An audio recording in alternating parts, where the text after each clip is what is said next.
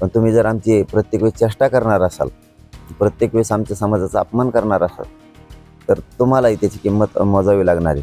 आणि भाजपमधला मराठा तर कधीच ऐकून घेणार नाही, कारण देवेंद्र फडणवीस साहेबच दोषी आहे. 100% देत नाही आहे की घराघरातल्या मराठ्यांमध्ये भावना जाणार आहे. चर्चा झालेली काही या संदर्भात गॅजेट लागू करण्याबाबत किंवा त्यांनी काही संपर्क केलेला आहे? नाही, अखंड महाराष्ट्रात मराठवाडा विनाट आलाय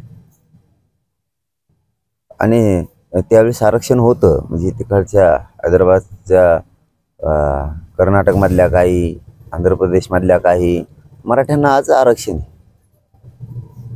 मग हैदराबाद संस्थान असताना मराठवाड्यातल्या मराठ्यांना आरक्षण होतं, विनाट इकडं आले. बाकीच्यांना मात्र जसं तसं आरक्षण लागू केलेलं. आता मराठ्यांचं असलेलं ओबीसीचं आरक्षण जसं तसं लागू नाही केलं. म्हणजे असं वाटत आहे एखाद्यावेळेस आम्ही अखंड महाराष्ट्रासाठी हा मराठवाडा लढला, विनाट आलोत म्हणजे काय चूक केली का? एक अखंड दिसावं, राज्याचं ते स्वप्न अखंडामध्ये जे बघायचं होतं ते बघण्यासाठी मराठवाड्याने कसलीच आट नाही घातली. विनाआट मराठवाडा सहभागी झाला. आणि तुम्ही आज विनाआट येणाऱ्या मराठवाड्यावरच आहे आणि त्या मराठ्यांवरती आरक्षण असूनही अन्याय करायला लागला. आणि संपूर्ण महाराष्ट्रातल्या मराठ्यांवरची सुद्धा अन्याय.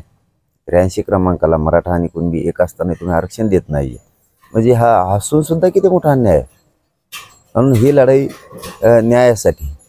आणि सरकारला आम्ही कालही सांगितलं, परवाही सांगितलं, आम्ही राजकीय भाषा, तुम्ही म्हणताय ना बोलतोय, आम्ही राजकीय भाषा बोलायचं बंद केलं. तुम्ही कामं करा, तुमचे फायदे होते. तुम्ही काम नाही केलं, माझ्या नावाने हारडायचं नाही.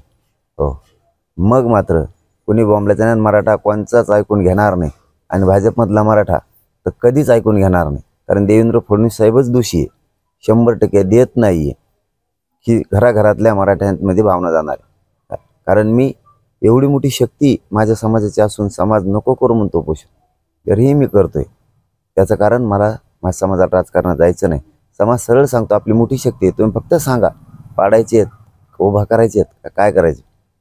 तरीही मी उपोषणाला बसतोय. याचा अर्थ फडणवीसांनी समजून घेतला पाहिजे की आम्हाला राजकारणाकडे जायचं नाही. पण तुम्ही जर आमची प्रत्येक वेळेस चेष्टा करणार असाल, प्रत्येक वेळेस आमच्या समाजाचा अपमान करणार असाल, तर तुम्हालाही त्याची किंमत मोजावी लागणार आहे. कारण हे आता आम्ही तुम्हाला संधी दिली, आमच्या सगळ्या मागण्याची अंमलबजावणी करा.